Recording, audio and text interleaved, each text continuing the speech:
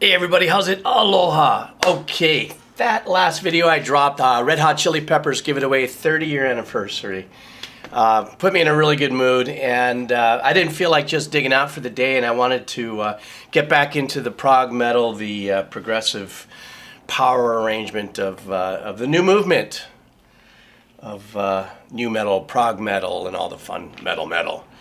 Okay, I'm going to get this wrong. I know I am. I'm going to lean on you guys to help me with this. I don't know if this is an acronym, DVNE.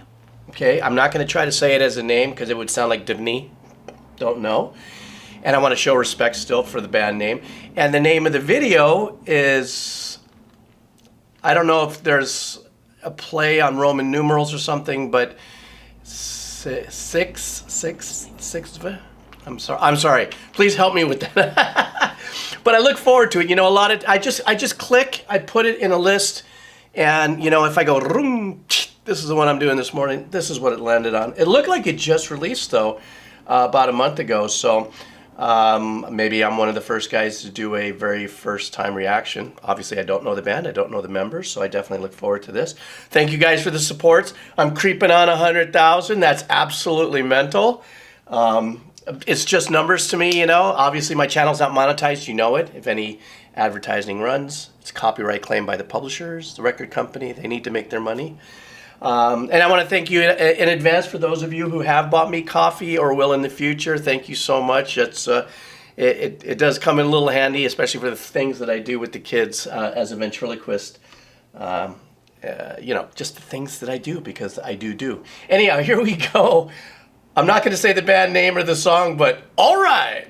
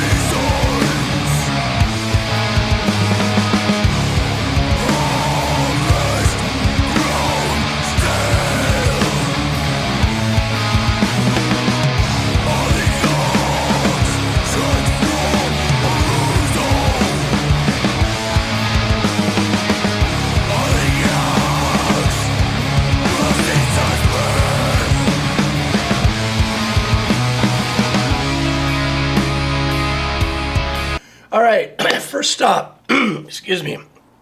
Yeah, a little something going on here. Let's just start with being caught off guard with the synth opening. Before I started, I recognized it was a Metal Blade record, so I know it's very metal heavy in many different genres. And I hear the opening dark kind of a saw waveform kind of sequence that was going, the synthesized thing that actually morphed and got louder and you know, then kind of, you know, shut down, kind of swelled into it, or kind of unswelled into itself. There was also a nice little pad work in the background for those of you who just listen to music in, which are this is why I do this. I do this for those who are just the pure listeners And you know how I feel about that. You know, I'm envious of you guys. That kind of long string sounding kind of effect playing that holds a very wide ambient sound to it, going in the background while the guitars are doing their effects and everything. As we go through probably about a minute maybe of that, as it starts to build, intuitively I felt like a change was about to happen, because we all intuitively can feel changes in music. Sometimes we just don't know how to describe it. When our body leans into it, or we kind of know that something's about to happen, that's because that's how music speaks to us. And then, of course, the musicians and their composition, arrangement, and musician skills, their, you know, how they play the instruments and sing and everything. The rest of it is how they want to decide to jerk us around a little bit with their rhythm, which is exactly what happened when they came in with the sick riff. Man, that was a great riff. A little bit of rhythmic, syncopated, and some meter playing around there was going on. So that kind of led you into a, I think I've got it now, and that, oh, it's not going back on the one and all that. That's you know, everything from polyrhythmic to syncopated kind of arrangements that was in that riff. So just when I think I got it, I'm going, okay, I feel good about it. Boom, they square it off when the vocals come in, and I love that. It kind of brought everything into kind of like, okay, I'm fixed in my saddle. I'm going for a ride now. I can at least get some speed going for whatever changes they got coming up. Something else I want to bring up is it sounded like there was, I mean, now that we know that there are, and since I don't know the band and how many members are and what, you know, the assignments are in the instruments, but we know that there's keyboards, whether they're overdubs or whether it's part of the band. There seemed to have been kind of a syncopated, harder kind of harpsichord melody kind of sequence going on, which really enhanced the experience in stereo, which I really dug. And it sounds like once the chords are coming in and they really start powering through the hook and everything, or towards into the hook, there also seems like there could be, emphasize could, a following of that on the keyboard. So, you know, the guitar is doing their riff and stuff, but when it's coming into the power chords, it sounds like the power chords are doubled with, you know, a very dark and heavy keypad there. The vocals I just listened to, so I'm going to lean into that a little bit more. But you know how I listen to vocals.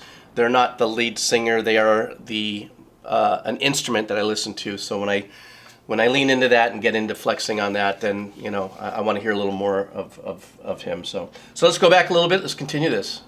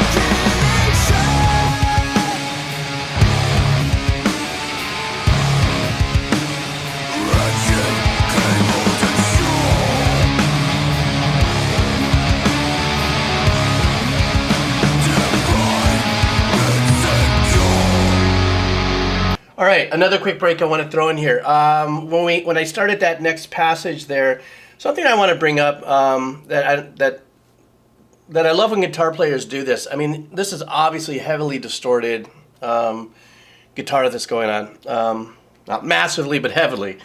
And you know, when sometimes you hear piano players, when piano players will do an arpeggiation and be going, just staying maybe on one note, on one chord, but going like this, but they hold down the pedal, that's a sustain. So even though you're hearing the mallets hitting on the piano, you still hear it ringing out because the sustain pedal is pushed. On guitars, what these guys were doing, which I really loved, and it just made for the heavy, heavy pad sounding, is they were doing their picking pattern, not muted, but they let those strings ring out. So you still hear the element of the guitar going, you know, playing the pattern that it's playing, but they're not muting it, and it's letting it ring out in power. It's this just, it's like a chicken skin moment for me, because especially if it's done in stereo, if they've got hard left, hard right with it. For me, it's that kind of a visceral feeling, and I really love that because I do. It's just a personal opinion, but I just wanted to tell you that. Another thing is, you saw me kind of bopping on that last thing, on just those dun dun dun dun boom boom. Man, that kind of locking you into that low end in the arrangement, boom boom, and then the riff kind of fiddled, didn't fiddle. Old man fail. The older I get, the better I was, right? The low end was bum bum, bum bum. And so, you know, it sounded like the bass lifted off of that half of the arrangement where they kind of riffed around the top. And then while I'm on the bass, I love the bass sound on this. I'm trying to dig in a little heavier to hear some other things about the bass before I say a little more about it. And another thing is, you know how I am about drums and engineering. There's an area where the drummer is just holding these eighth notes with the cymbal. I love that, and the reason for me I love that too is I know that's the power of the overhead mics in miking a kit. Many different ways. Now remember, when I talk about engineering, I'm talking about my experience from the 70s to the 80s, the early 90s. Things have changed completely to a certain point, and there's post effects and all kinds of stuff now that's in the game. But the organic way of engineering the drums is you usually have these overhead mics. Sometimes if you're really tricky, you send some mics out way in the back of the room to get some other, you know, kind of reverb kind of vibe. And the kick has its own little pocket it lives in. It's completely void of any effects, because you don't want to muddy that up. But I like the little, you guys may have heard me say this before, the engineering, I call it pyramid EQ, where there's just a little pop at the top of the kick where you hear the tick, you know, of that hit, but the rest of it just kind of boom, out. So anyhow, I wanted to bring that to mind because you can tell I'm jazzed when I listen to this, and the first time listens and reactions, and it's like going, oh shit, this is great. Okay, sorry. The older I get, the better I was.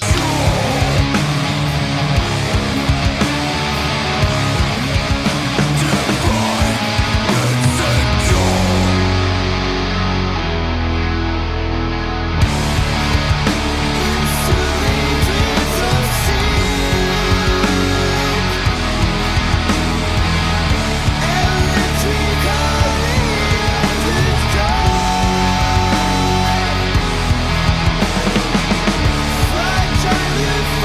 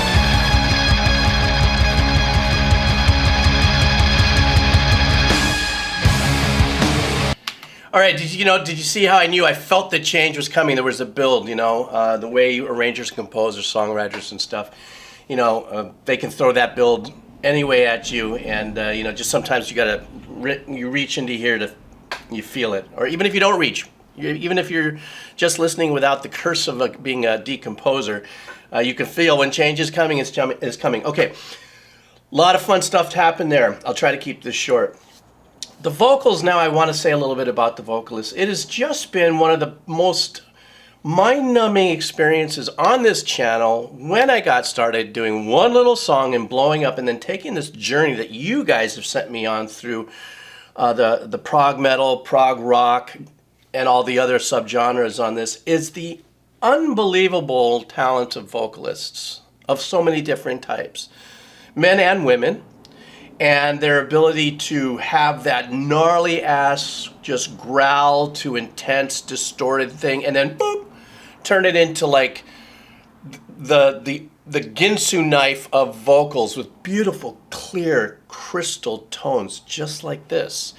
Another thing that I want to bring up that I've noticed, maybe it's just me, maybe because I was raised when I was an engineer and doing a lot of my things that I don't remember, but people said I was having fun. During the 80s, a lot of those vocals were just way up there. The lead vocals were way up there, in ranges, from mix on up. Powerful. What I've noticed in a lot of what's happening in vocals is that though these singers are talented enough beyond question to hit those notes, because what do we hear it in the background, right? We hear the background in the harmonies, where they're a third, a fifth, a seventh, a fourth, or whatever note higher than their melody, but they decide to focus their core melody in an accessible range. Maybe it's just me, but I hear that a lot of the vocalists do stay in a place where like I said, the accessible range, because those of us who are in the business, is one thing. Those who are not, you listen to it, you try to sing like it, I can't get that high. And I'm not saying everything. I mean, there's been a bunch of bands here that the singers do have that high tone, but maybe it's just because the decade of decadence in the 80s, it was just maybe so drilled into my head. I was like, ugh, that's why. God, I'm sorry, I'm having a brain fart. The lead singer of Metallica, I'm so sorry. A lot of concussions when I played hockey, and I'm beginning to feel the effects, unfortunately.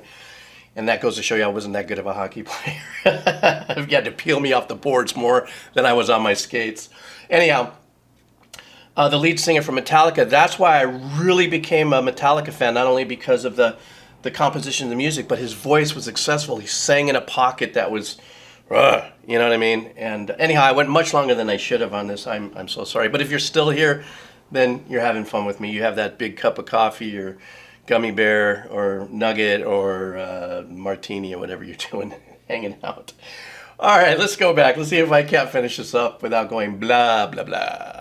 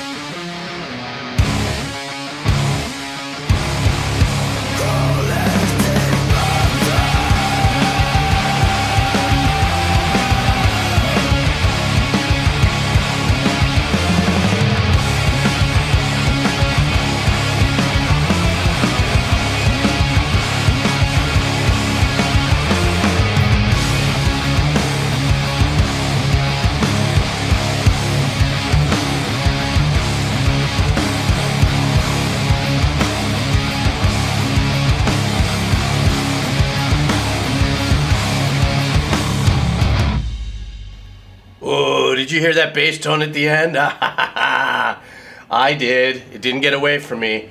I want to bring up something else really quick. And I'm going to stick with the bass here. I am a bass freak. I love guitar. I write. I'm a composer. I've written just all kinds of music, but for some reason the bass is something that I believe is one of the most important components of my compositions, is making sure that's represented. You know, it's a visceral thing, it's a meditative thing, it's a trippy thing. One day I'll do a video on my an engineering experience I had with my mentor, a guy named Val Valentin, when he talks about the power of the bass. And we're talking, this guy was all the way back in Verve record days. Anyhow, so Ode to the Bass Player, I heard it, I loved it. In unison, locking in with the guys. You know, what I say about musicians at this point is I never really goober over musicians necessarily, because they're already at that, what do we say, third eye purple level of musicianship. They're already great. That's why they give unto us their deliverables sonically. What I want to close this with, though, is that I want to go back to the keyboards. Now, I did notice in a quick cut here in the video that there was a guy that had a double, you know, it's just a video, but it means there's a guy who plays keyboard in this band. There was a lot of intricate sequencing going on, if you have a tuned ear, that continued through the tracks. There's like, you know, but it's subtle, but it's a very important part of deciphering the rhythmic arrangement in this track. I hear you, keyboard player, I hear you. And also, there's also some really nice dark, heavy pad work in the background too, supporting it. And, you know, that's such a fine balance, you know, especially with a band that's very riff-oriented, or at least this song. I don't know what else they have. Of course, I'm going to go into more. But that mixing and that composition and stuff, and, you know, being true to the art form of, you know, metal and stuff, when keyboards are in the game, they have the tools to be, you know, a massive and as equal part in the composition and arrangements. But sometimes, because it is visually and it's about the rock, a lot of times the keyboard stuff will get sunk a little bit. But my ears hone right into it, because I've produced tracks for music libraries like this, but they've actually asked me to kind of boost a little bit more of the keys and maybe sync the guitars a bit. You know, it has to do with TVs and speakers and a whole different world that I work in. Anyhow, I'm not going to say the band name and the title. Thank you guys for helping me explain what the band name and the title is. I really appreciate it. This was just another magical pop listen and go, so thank you very much for that. Thank you for the support, the sharing. If you're still here, what's my favorite thing? Type in, I'm still here. And that's it. And the links for them, their music, Spotify, however it is I can support, is going to be all down below. The links for the headsets, AKG 240s, you know, everything I do is in my headsets. And if you do decide to buy me a cup of coffee, all right, that link's below too. So you guys take care. I got more coming. I'm doing a mad rush of songs before March 3rd, because March 3rd I got to take off for a little bit and handle some things. Life is wonderful. All right.